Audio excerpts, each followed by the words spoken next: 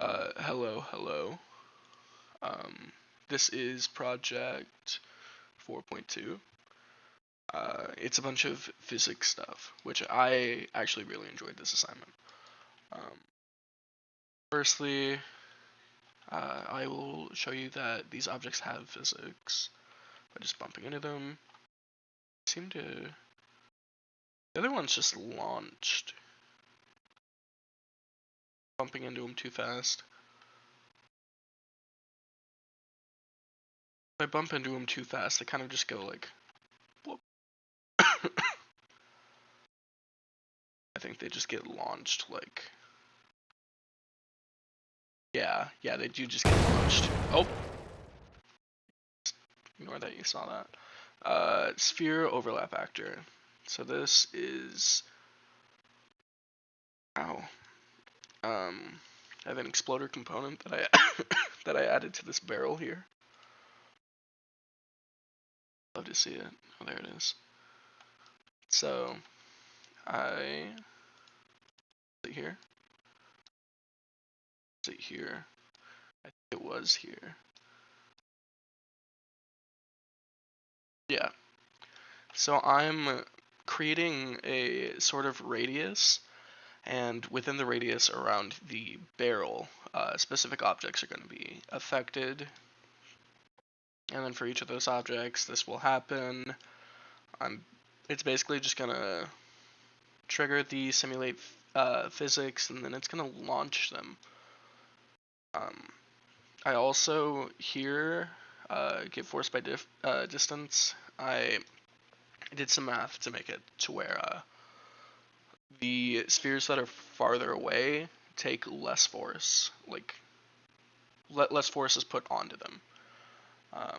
Direct and inverse proportions.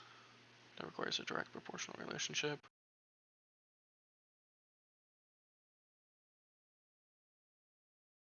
Yeah, second action that requires an inverse proportional relationship. Okay, so if I just remove this one here, then let me just go ahead and break this link. Actually, wait, can I just do this? So this one is being ignored. Going to break the link. So with this equation right here, the larger the distance between the barrel and the object, the more force that's going to be put onto it. I'll quickly show it. If I press shift, you'll see that this object right here, it's farther compared to the one that's rolling right now. It's going to go farther as well. I should quickly change the amount of force. Let me see where I did that. Oh, it should be right here, right? Radius. I guess it's not visible right now. I'll just click on the exploder that I have here.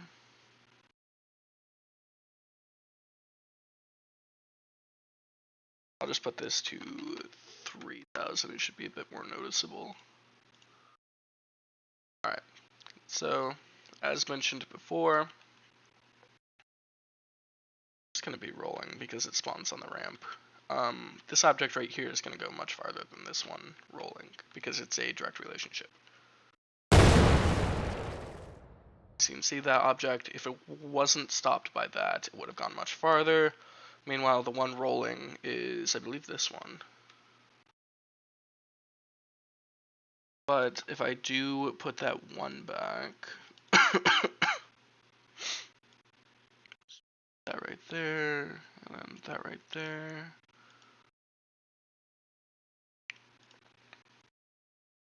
See that the farther it is, for example, this one, compared to that one, the less force it takes. One's closer. Ooh, it bounces off of the wall. It's kind of hard to see because of the collisions. Just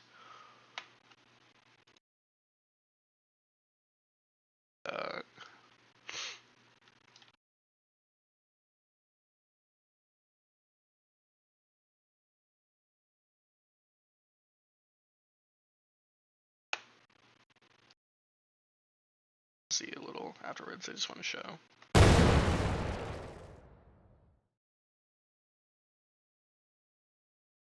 See, this one was one of the, I think it was the farthest one, and it took the least amount of force. Meanwhile, the other ones got launched off the edge.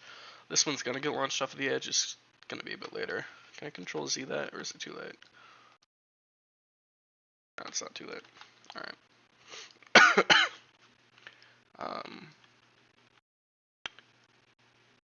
Oh, the other nodes. So, some of the other nodes, I have a little folder right here called test BPs. I've got one set up to each button. Oh, why can't I access that? There we are. So there is flip-flop. Flop real quick. That's O. Do once is right below that, and then I have do N as well. I've also got the sequences. I have a timeline and a delay. I don't know what is what. I know O is the first one. O is flip-flop. So it's just going to alternate between these two things. Yeah, it just alternates between the two options. It's kind of like a switch. An example of of how I sorry, of how I can use that in a project is with doors. So if I press the O key, the door would be open. If I press it again, the door would close. Next is the I button, which I believe is the do once. So if I press I, you only get one. If I press it again, let me try picking it up with my microphone. Nothing's happening. If I press 1 though, that resets, so now I can do it again. But again, pressing it. The way I would do that is I can set the door. Most of my examples are going to be doors. I think they all might be. But I can set the door to be locked originally, and then once that input is met, it'll unlock it permanently. Next is the U key. Let's see what that does. Hello? Hello? Hello? Hello? Hello? Oh, that's not supposed to be right. That was supposed to be a different print string. But I pressed it 5 times. If I press it anymore, it just doesn't work. If I press 2, that resets though. This is something called a do N. I can set in, oh. I instinctively press shift. I have it set to shift, but I instinctively press shift in order to sprint. They just keep causing explosions. But anyways, the U. One sec. The U, you can do a certain thing a certain amount of times. I would set that to like a lockpick for a door. If I screw up the unlocking with the pick, then the lockpick breaks and I can't do it anymore. Alright, Y. Oh, that's a sequence. So it's gonna do things in order. It's gonna say my throat hurts so much. And then T is timeline? T. Why is T not working? R? Oh, that was my T. Do I not have T? I have T. Why wasn't my T working? Because I made a sweet joke. You survive for 10 seconds. Where is it? T. Oh, it starts closed. I need to press 3 to toggle it. I see. So, the gate starts closed. I press 3. It's now open. And if I press T, I prefer my T sweeter. Basically, I can lock and unlock a door using this. You know. Oh, did it again. Final thing is the delay, which is set to E. So I set my timer to 10 seconds. After 10 seconds, it's going to tell me something.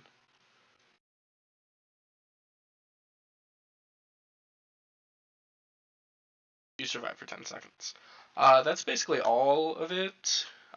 It's the other nodes, the direct and inverse proportions, the sphere overlap actor, and the physics. Thank you.